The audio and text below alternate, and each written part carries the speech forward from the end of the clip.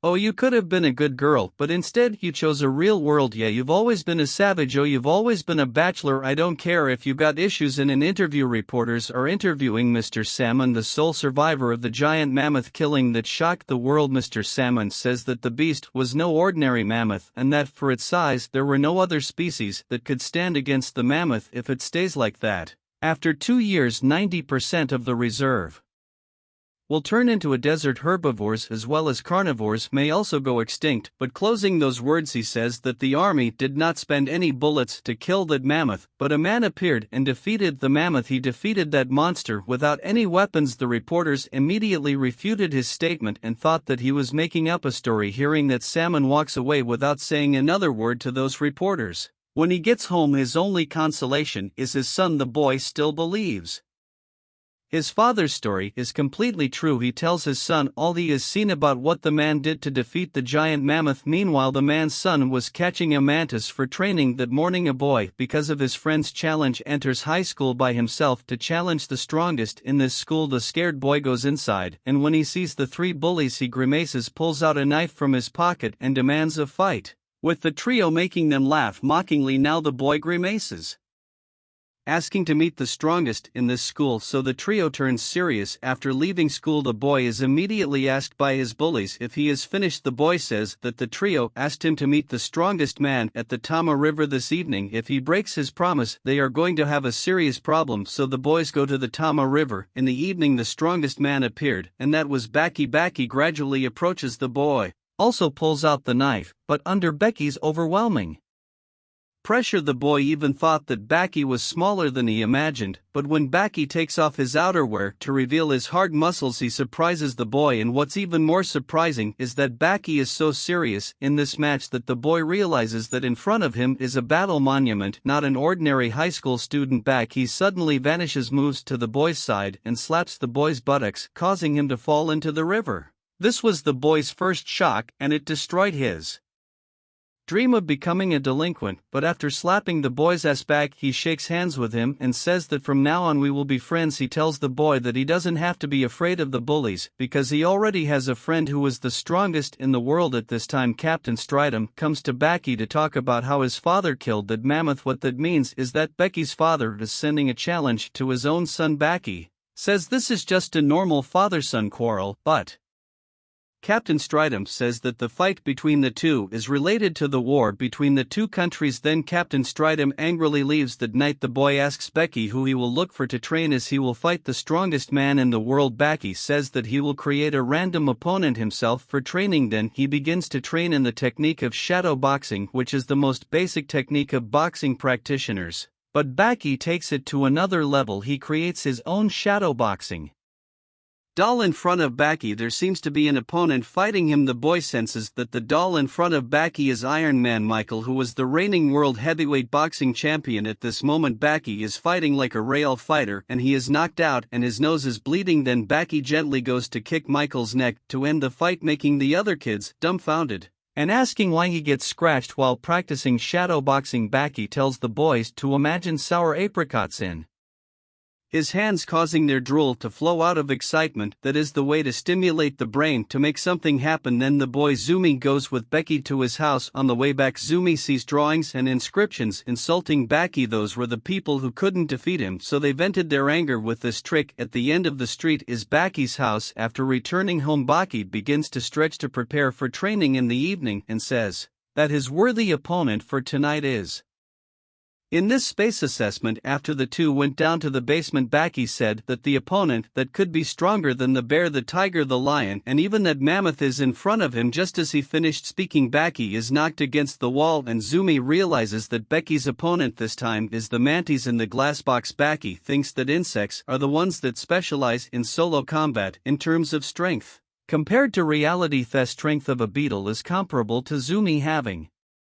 to carry a 200 kilograms person from home to school. The jumping power of fleas is like a person jumping over 10 floors. Meanwhile, the mantis is a warrior adept in combat and a top-class creature. He wants to use his heart and brain to imagine a 100 kilograms mantis. The battle starts and he shoots straight ahead but is knocked back, surprising him. The mantis in front of him is slowly getting bigger. And the two sides start fighting each other, but now Baki is gripped by the mantis and can't move. He is blown to the wall. At this time Zumi sees Baki's shadowboxing moves in a fan a full way, and gradually he sees Baki's opponent gradually appearing before his eyes. It is a mantis weighing 100 kilograms. Although Baki's father had defeated a giant mammoth, if it were the size of an insect its fighting power would be only that of a caterpillar, while the manatees in front of him is an adept warrior. Baki jumps up to lock the mantis' neck, but unexpectedly it moves his claws back and pulls Baki forward. Baki kicks it in the face to escape, then dashes to attack the mantis, but when he squeezes to break its claws it throws him forward, causing him to bang his head on the table. Even so he still continues to fight. After analyzing its moves one at a time, he sees a weak point under the mantis' neck. Once upon a time there was a monk who was going on a hunger strike when he encountered a scene where a sparrow was fighting a mantis,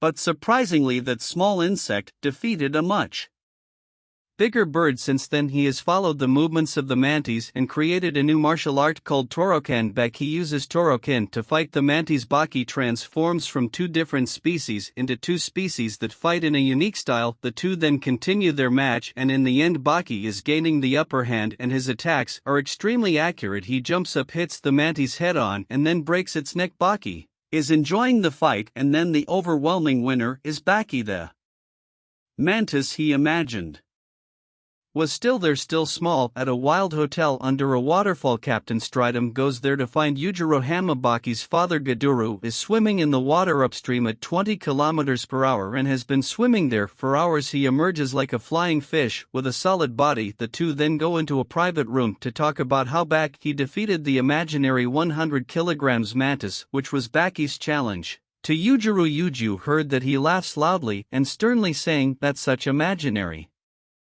battles can't be compared with real battles. Today is the day the U.S. president is being escorted to the parade when suddenly the cameras are turned off. When they turn back on everyone, suddenly DC discovers that the president had been kidnapped. According to the dashcam, the kidnapper was an Asian and brought the president inside a restaurant. The person who kidnapped the president is Baki. Baki intentionally kidnaps the president to ask the president for one thing, which is to put him in the Arizona State Prison in the U.S., because he knows that Biscuit Oliver is known as the muscle monster being held there. If the president refuses, Baki will immediately kill the president right here, causing the president to panic and accept the condition. The president then calls the bodyguards outside to deal with the situation. Very soon Baki appeared in court and is sentenced to be detained at the Arizona State Prison, which has the highest density of guards in the United States. The prisoners held here all have strong muscles. After going through all the checks, Baki is brought to the prison chief for a chat. He is taken to Oliver's room. Surprisingly, in the prison there is an extremely palatial room filled with precious wines that belong to Oliver. Oliver enjoys his life here. While talking, Baki is impatient to attack all of them, but Oliver doesn't care, which surprises Baki. Oliver says that he will let Baki be in the same room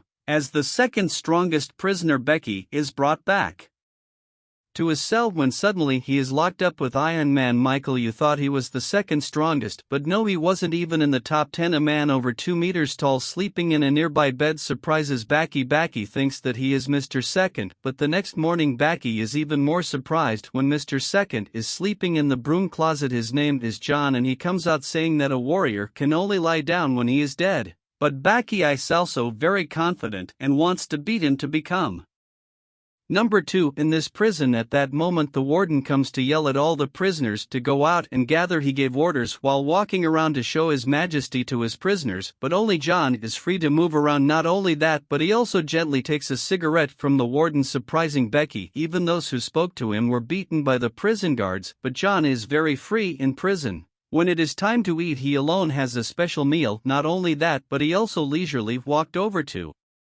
ask about the warden's new gun, causing him to panic, but power also goes hand in hand with envy. A large man is sitting in front of Jun and challenging him to a fight. He once beat a gang on the street, and in sumo he never lost a battle. From Japan to America, this time he breaks his spoon in half to demonstrate his strength, but Mr. Second also shakes the spoon, causing it to deform, which makes the man angry and knock the table over at Jun. The guards are holding guns to subdue the man when John takes the gun from one of the guards to give it to the man and challenges him to shoot him in the head. Just as the man is about to pull the trigger, he kicks the man's crotch, causing him severe pain. The man is not satisfied with June's fighting style, so John accepts the man's challenge to a sumo match. They go to the sports hall to start the match. The three guards are also there to watch and act in case of trouble. John dashes to grab the man so that he can't lift him right now. He slaps the man's ear, causing him to have his senses destroyed. He then uses the hairs to attack the man's ear, disrupting his balance. The man falls down immediately. He wants to get up to continue fighting, but in this match he lost. John smokes a cigarette and leaves while the man is executed by the guard. John has just left the room when he sees Becky waiting for him. While the two are talking, the guard comes over to force Becky to move, but Becky grabs the guard's iron rod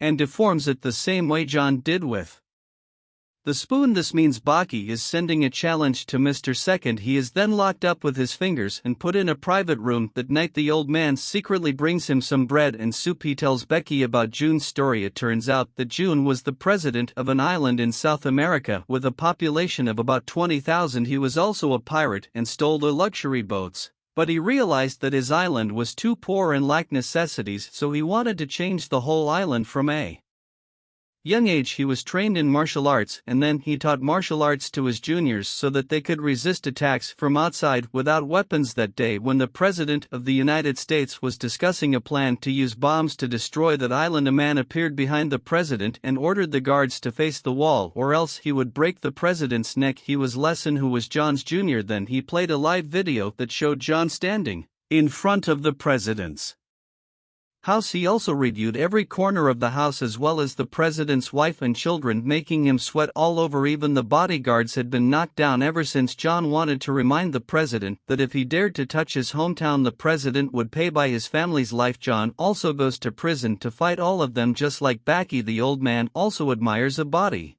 that is invulnerable even to cancer cells. It is Baki's father. There are three people who are being monitored by the government in secret: Yujiro, Oliver, and finally John. Each of them is tracked by a satellite from above, and if the target moves faster than 4 kilometers per hour, the other satellites will be forced to make an emergency maneuver to reposition the three of them. While the two are talking, a guard comes in to ask why they are talking privately. When the old man is explaining, the warden breaks his fingernails, and when he is about to break the old man's teeth back, he kicks his hat off and says that torturing the old man will make his hair not grow. Hearing that, the angry warden wants to teach Becky a lesson, but he kicks him out into the hallway. Not accepting defeat, the warden continues to attack Becky with his iron rod, but Becky kicks him in the neck, causing him to slip and fall below. Seeing that, Becky rushes to hold the warden despite his fingers bleeding. At this point, Jen tells Becky to ignore him, and the warden can't hold on much longer, but Becky is still able to grab him and pull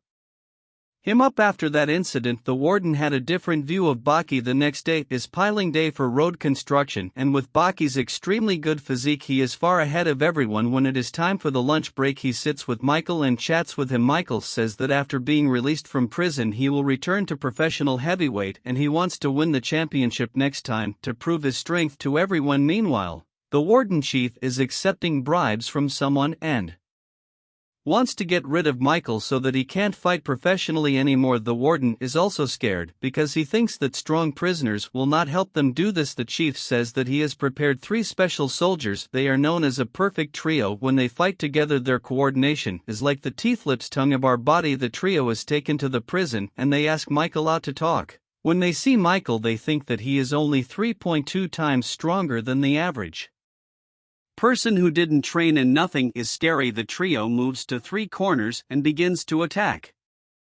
Michael. He chases after one of them, but that consumes his stamina even more and he is attacked by those guys continuously. Michael knows that he is no match for the trio, so he runs into the corner to avoid being attacked from behind as well as to narrow the range of their attack. But when Michael takes a stance, the 3 also use boxing to fight, making Michael begin to feel afraid. Then they attack Michael at the same time and punch him badly. No matter how fast he is, he can only dodge 1 punch, but he can't dodge 3 at a time. Then one of them holds Michael and the remaining 2 start beating him so hard that Michael passes out. At this point, they have almost completed the task and the last thing is to cut the tendons in his arm so that he can never return to the ring again. But at that moment a dart flies over them and June rolls out from within a dark root. He looks up at the sky and remembers his pirate days. His aura makes the trio feel scared, but they still don't give up and start forming a formation to prepare to fight John when one of them rushes in with a punch. Jen urinates on him and at the same time draws a circle around himself. Then he lay down to continue looking at the beautiful sky today. Seeing that the trio frantically kicks John in the face until he can't say anything more, they think Mr. Second is just like that, but suddenly John gets up along with the passing wind, which stimulates June's fighting inspiration. He uses the soil to paint on his symbol and then flexes his muscles to prepare for the fight. At this time, the trio encourages each other that Mr. Second is alone, so they proceed to form a formation that is the invincible one guy above, two guys below, and surround John like a real prison. But John is not afraid of that. When the two guys below rush to attack, he involuntarily turns around and punches one of the guys. That flies to the place of the guy above, then falls to the ground, causing the other guy to immediately run away in fear, and the guy above is also afraid and slides down. Fortunately for him, John is in a good mood today and forgives the trio. At this point, Michael goes to thank Jen for the help. John smiles and says that we are roommates and helping each other is only natural. After returning to his room, Michael still thanks him again. While back, he wants to talk to John again about his challenge. Suddenly outside the door a look appears. It is Oliver. He breaks the iron door and enters to talk to Mr. Second. After that, the two chatted for a bit and they seem to be very similar in their love of fighting, but Oliver fought for his wife, surprising Mr. Second back. He stands up and says that they have a childish fighting mindset. One man fights for something, another man fights for his wife. The two don't have a single thought of fighting to prove themselves as the strongest. Before he could finish speaking, both of them hit him in the face. At this point, Oliver pulls out the towel he has bought from his wife's hometown to smell it, thinking it resembles his wife's presence, but as soon as Oliver shows his towel, June spats on it, causing him to scream angrily and run away to wash it. After hearing the story, John learns that Oliver is living with his wife in this prison, and it seems that he is deeply in love with his wife right now. Oliver is wearing elegant formal clothes to go see his dear wife. Yes, Oliver is the ideal husband for the girls on this side. June prepares for the next day's match between him and Oliver. He opens his locker and tells his junior to give this pot to him before the battle starts because it has wind and thunder inside. On this side, all of us constantly being thrown in the face by his wife for not pleasing her, but all of us still stands there and grabs the flowers to apologize to his wife, and just hearing a love word from his wife's mouth makes all of us happy, like winning the lottery. As the duel is about to begin, June talks about the pot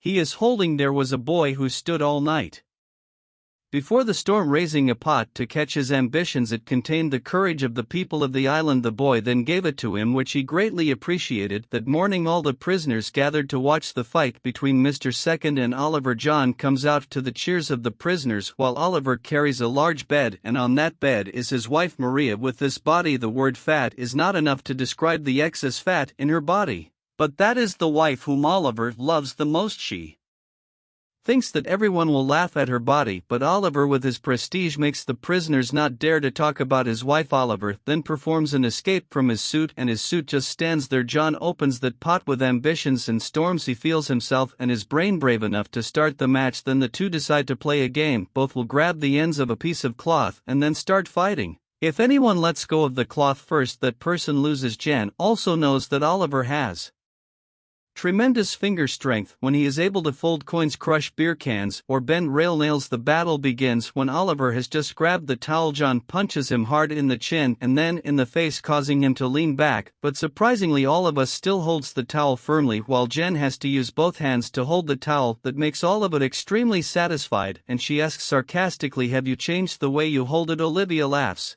and looks down on June by holding the towel.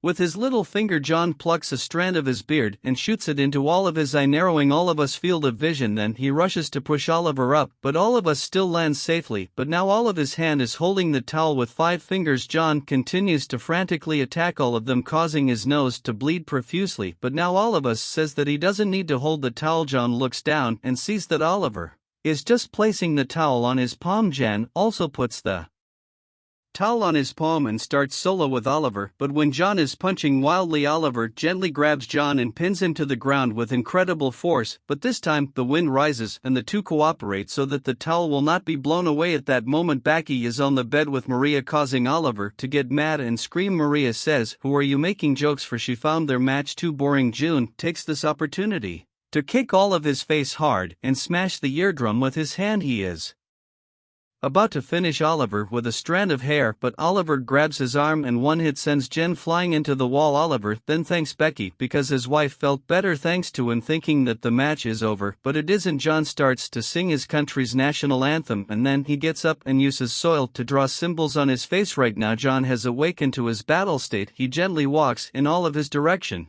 and then lunges forward and kicks him away, but all of us stands up.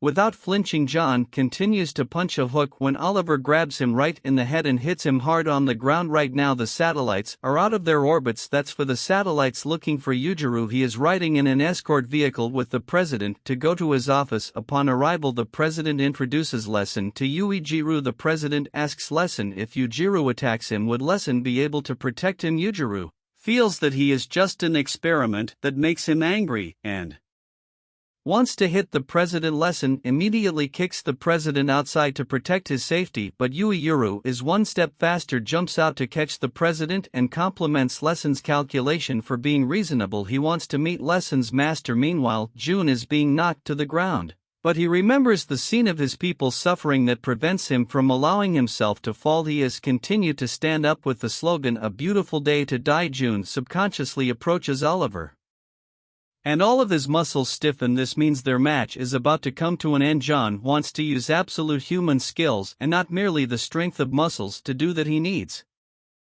a fulcrum. The ground is the most perfect fulcrum for him. John wants to use it to fight a muscular body like all of us. In the end, John wins in front of everyone's cheers. At this point, the president also comes and kneels to apologize to him for what he had done. Yujiro also comes to congratulate John on his victory. A scene where everyone laughs and talks happily. John feels that this must be just a dream. Yes, he is dreaming, and John, at this moment, took all of his punch and he lost. Oliver orders everyone to take him carefully to the infirmary because he is a warrior. Oliver then goes in front of Becky saying that the reason he failed was because he didn't trust his muscles. The superior skills also surrendered to sheer strength, and he also says that his own body is struggling to prevent his muscles from escaping or it would engulf the whole prison. He then pats Becky on his back, sending him flying away. He then takes his wife and goes inside. As he walks, he hums the verse of his victory.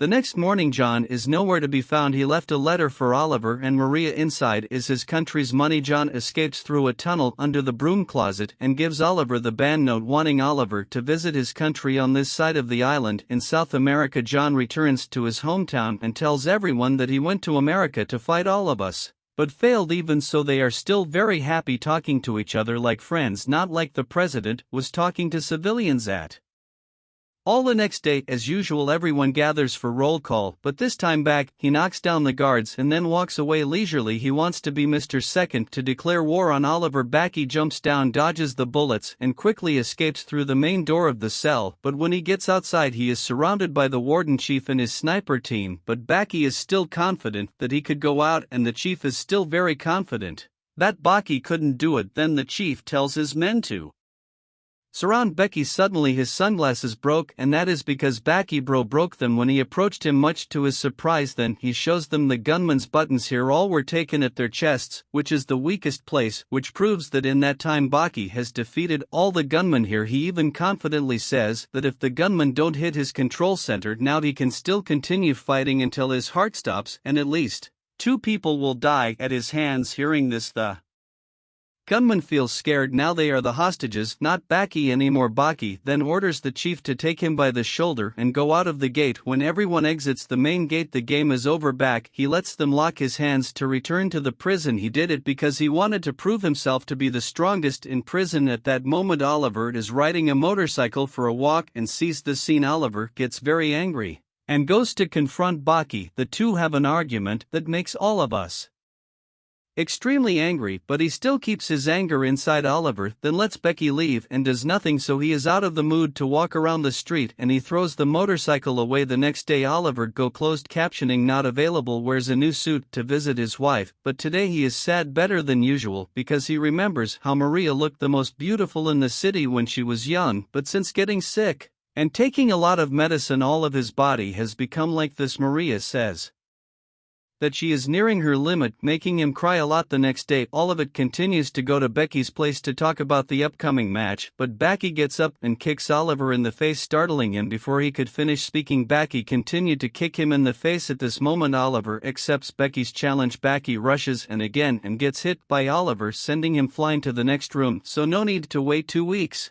for the match to start anymore. The match will start now. Becky uses his muscles to squeeze his own arms, that makes the blood vessels unable to carry blood to the blood vessels in the hand. Becky easily shrinks his fingers and pulls them out of the lock. He rushes to punch Oliver in the stomach, but he grabs Becky's arm and drags him to his room, causing the wall on both sides to crumble. Oliver then grabs Becky's leg and arm and swings him around like a towel, throws him up and pushes him to other rooms. Before he could regain consciousness, he was thrown into the door, and another punch from Oliver sent him flying outside and falling to the ground. When Oliver jumps down, he rushes to kick him in the leg, but he grabs his leg and ignores his kicks. Oliver strains to hit Becky hard on the ground, causing the concrete there to sink nearly 30 centimeters. Becky is now almost motionless. He feels his body relax from fighting with such power. It is like the day he fought his father. At this moment, the blood of the Hanma family gradually increases in his brain, causing Becky's body to melt and merge with the ground. Then Becky's whole body bounces up high. It wasn't a jump, it was Becky's muscles that pushed his body up. The demon-shaped muscle traces are still there, startling the guards who witnessed them in front of Oliver. It is now the awakened hand in the blood. When Oliver is about to charge again, he falls, leaving everyone gaping in shock. When viewed from the camera, they realized that Becky had hit so fast to make Oliver fall to the ground like that. At this point, Oliver gets up and explains that it takes 0.5 seconds for the brain to send signals to the organs about what to do next. Becky had seized the time to take action, leaving him without time to think. Even so, Oliver said that he did not need to take advantage of that because he has an even stronger weapon. After Oliver waves her hand, Becky is surprised at the scene in front of him, which is Oliver in the form of a muscle ball.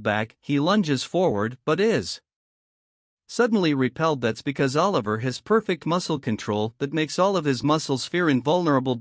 He immediately realizes that it is a defensive posture because all of us muscle mass is so large that it makes a difference. Becky's fist did not hurt all of them, but on the contrary, Oliver pulls Becky into his body, then throwing him outside makes Becky seem to pass out. But Becky now lay there and still defiantly said that he had found all of his weak point, causing him to furiously attack Becky. He is about to use the muscle ball again, but this time he stuck his hand in all of his nose, causing him to painfully knock him away. Even so, his nose was still bleeding all over the floor. At this point, the two begin to challenge each other face to face like two men. Michael comes out and advises Becky to give up the fight because he is not in the same weight class as Oliver. It is a huge difference, but Becky doesn't care about it and still wants to fight Oliver with all his might. The two begin to punch each other, and Maria feels that something is wrong. Becky and all of us start punching each other, and the vultures are also waiting there. Neither of them yielded to anyone, each punching the other heavily in the face. Now this is an unthinkable story. Becky is going crazy and pushing Oliver to the corner. He smashes all of his head and hits him directly, delivering the final punch that breaks the prison wall.